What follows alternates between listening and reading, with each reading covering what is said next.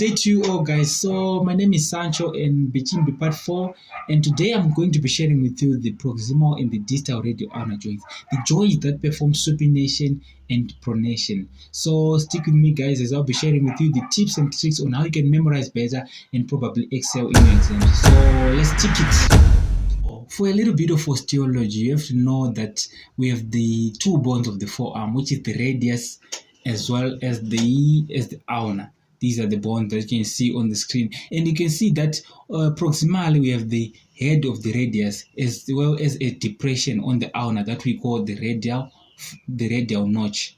As we go down distally, we see the same relationship that we now have the head of the ulnar and a slight depression on the radius that we call the ulnar notch. So these are the two radioulnar joints. We call it the proximal radioulnar joint and the distal radioulnar joint. And you can see, as you are going to see, they are both synovial pivot type of joints. So let's start with the proximal radioulnar joint. So as you have already mentioned, this one happens between the head of the radius and the ulnar notch that is on the radial notch that is on the ulnar, as well as the annular ligament. The annular ligament forms an important part of the proximal radioulnar joint as it articulates on the anterior margins of the radial notch on the ulnar and wraps around the radius and attaches on the posterior margins of the radial notch that is on the ulnar. So it doesn't articulate with it doesn't attach to the radius. That's a very important point. But it forms clinically, it is very significant as it forms the integrity and the strength of the proximal radioulnar joint. So in case of anterior dislocation of the radius, it can tear or break the annular ligament, so the joint can become weak. So moving on to the capsules and the ligaments. So the joint is surrounded by a capsule as well, but you have to know that the proximal radioulnar joint, it is connected with the elbow joint. So the capsule it is continuous with the capsule that of the elbow joint, and the synovial membrane as well, it is continuous with that of the elbow joint. So this is important clinically because in case of infection can spread from the elbow joint to the proximal radioulnar joint. So moving on, we have to know the anterior and the posterior relations of the proximal radioulnar joint. So anteriorly to the joint, you'll find that we have the supinator muscle as well as the radial nerve, and posteriorly we have the supinator as well as the common extensor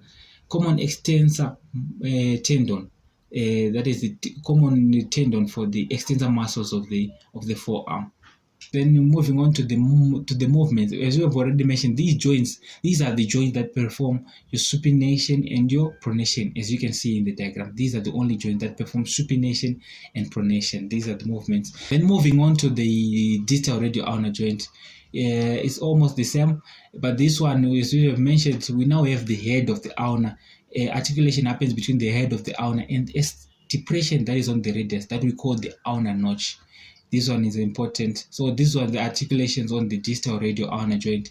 And what's important, this one is also surrounded by a capsule, and the capsule, you have to know that it is not complete, it is deficient superiorly. So it's not complete, it's not completely surrounds the distal radioulnar joint.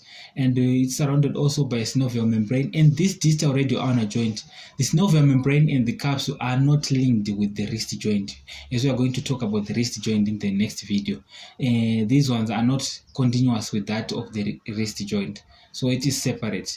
And so we've mentioned the articulation. We'll move on to the relations. So relations, we know that in front of the joint, anteriorly to the joint, we'll find the tendon of the flexor digitorum profundus, and the posteriorly we find that we have the tendon of the extensor digiti minimi. So these are the anterior and posterior relations of the distal radioulnar joint. And moving on to the movement, as we have already mentioned, these perform supination and pronation on the radioulnar joint. Both of them, they perform supination and pronation, but you have to know the muscles. So for the muscles that do pronation, you have the pronator teres and the pronator quadratus muscle that is on the distal forearm. And supination is performed by the biceps brachii as well as the supinator muscle. And you realize that supination is more powerful than pronation. So it's an important because of the biceps muscle, which is a quite stronger muscle. And you have to know the nerves that supply the distal and the proximal radioulnar joint. So I've created a mnemonic MU. It's like MEMA, which means MUR MUR. So the first M represents the median nerve, and UR the ulnar nerve and the radial nerve for the proximal radioulnar joint. Then the second M represents the musculocutaneous nerve for the proximal radioulnar joint. Then we have ulnar nerve and radial nerve. Just a repetition so that you can create that specific special mnemonic. Then moving on to the distal radioulnar joint, it is supplied by the median nerve and the radial nerve. But specifically, you have to know for the median nerve, it is the anterior interosseous nerve, which is a branch of the median nerve, and this one we have the deep branch of the radial nerve is specifically the nerve that supplies the distal radioulnar joint. So it's surrounded by a capsule, but you have to know the capsule is deficient superiorly, so it is not complete. And this joint, the distal radioulnar joint, is not linked to the wrist joint. This is important clinically. It is the capsule is not linked to that of the wrist joint, as well as the synovial membrane. As it moves from the one articular surface to the other, it is not continuous with that of the wrist joint. So the articular disc is triangular, and it is made of fibrocartilage, and it is attached by its apex to the base of the styloid process on the ulna and to the lower margins of the ulnar notch that is on the radius. It is attached by its base. So this is the articular disc. So this is a table that I've created for you for the differences, the MCQs, blah, blah, blah, blah. So I've prepared an MCQ question, so you can pause the video and see if you can get them correct. So you can pause the video. I hope you got them correct. So see you on the next video, guys. Make sure you subscribe to follow more videos that I'm going to be sharing with you. And thank you.